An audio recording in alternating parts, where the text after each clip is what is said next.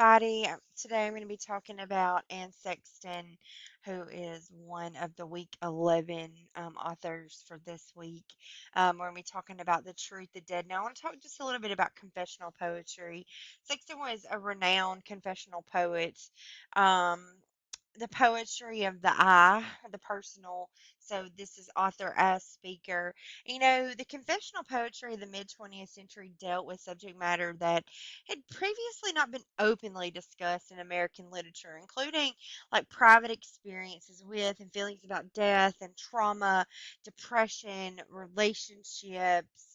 They were often autobiographical in nature. And Sexton, in particular, was really interested in the psychological aspect of poetry. She actually started writing at the suggestion of her therapist. She had a lot kind of happening in her life. So her mother died in March of 1959 after a battle with cancer, and she had recently found out that her father, who was an alcoholic, had literally been cheating on her mother for the majority of their married life. And so they died within just like 3 months of each other. He died as a result of his alcoholism in June of 1959. And so this is very much a confessional poem, a confessional elegy on the death of her parents, her father's death is this particular aspect of the poem. But at this point, she'd been through back to back the deaths of her parents. Um, so there are four quatrain stanzas, um, and four quatrain stanzas.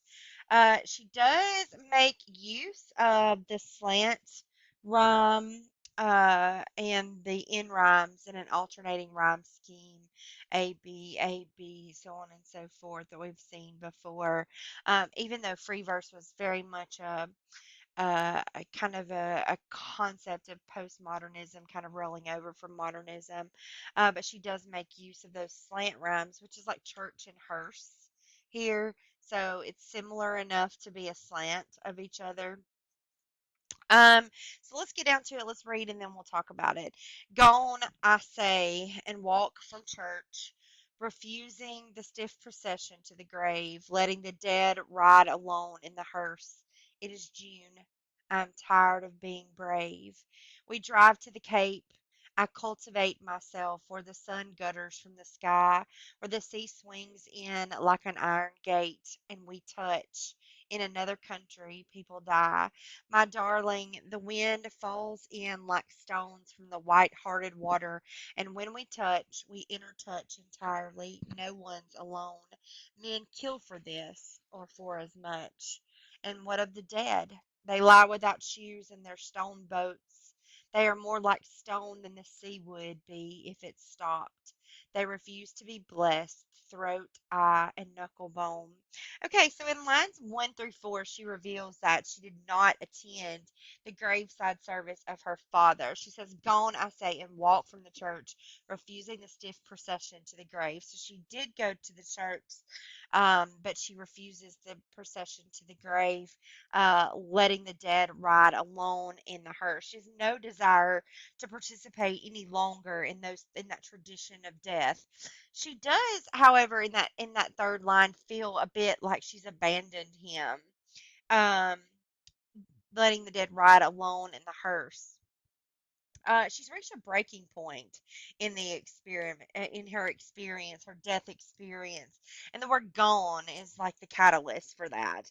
She's ready, in one way or another, to rid herself of these feelings that she's feeling. She says, "It is June, and I'm tired of being brave." She no longer wants to face the grieving family and feel the role of a mourning. Um, a loved one that she's supposed to play. And so that's what that tired of being brave. She's ready to escape to a better part of the world. And that's exactly what she does in the second stanza. She reveals her plans for moving past the grief, along with another, right? who is referred to as my darling in that third stanza.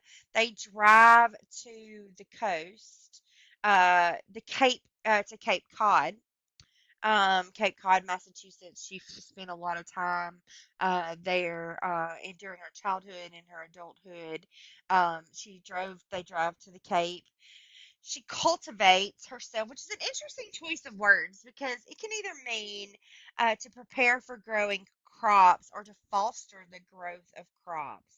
So she's there to cultivate herself, to improve her mental, emotional, her spiritual health in a better environment. Just like we cultivate crops in areas that are they're best suited for. We cultivate them, we tend to them. She's cultivating herself. There, the sun gutters from the sky, right? So the sun shines down upon her, and the sea swings in like an iron gate, which kind of closes her off from those physical reminders of her loss. She's alone, but not alone, if that makes sense. The speaker and her partner grow close in this environment. They touch, and the word touch is mentioned here multiple times. Um, and that's an interesting thing. And that can mean any number of things.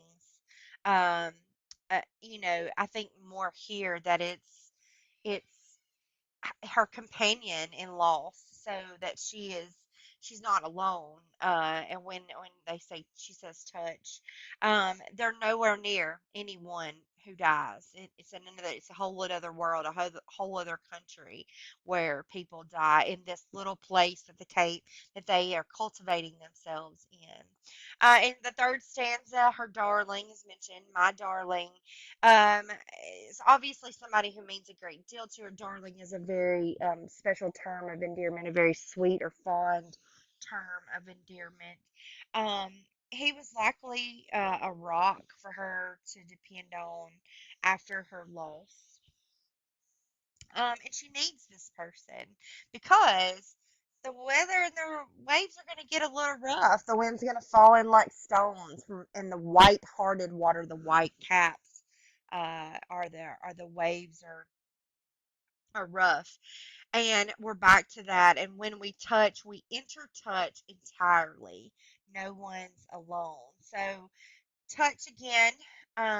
There's no separation between the two of them, and together they can improve and heal one another.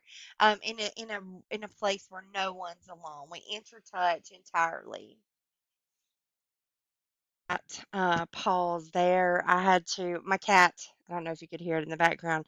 Decided that this was the moment for her to open and shut the laundry room door multiple times, and it was just squeaking in and out, and can't ever have a quiet moment around here to do anything. So I'm talking about touch, and we're talking about this place. It's a place.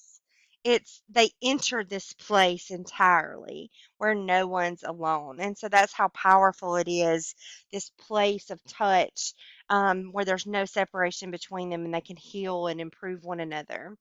Um, she says this is a state that men kill for. It's something very special and rare, and it's critically important to wholeness for her.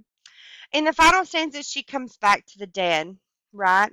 Um, Her loved ones lie without shoes in their stone boats. So that can be coffin, that can be crypt, maybe stone crypt. I'm not really sure there what that denotes. One of the two, right? They're unable to move because they don't have any shoes on. They're unable to move. They're more like stone. They're less alive than the sea would be if it stopped moving altogether.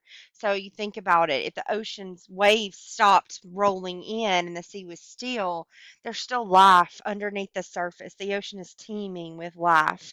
And so it would continue even if the ocean became still. So they're more like stone than the sea would be if it stopped. And the dead are still, and they will remain so, right? Regardless of what anyone says or does, they refuse to be blessed, throat, eye, and knuckle bone.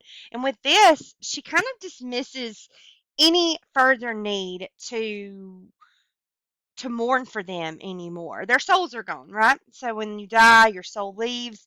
There's nothing left of the people that they once were left behind. They don't respond to anything. They're senseless. They're indifferent about the world and the life.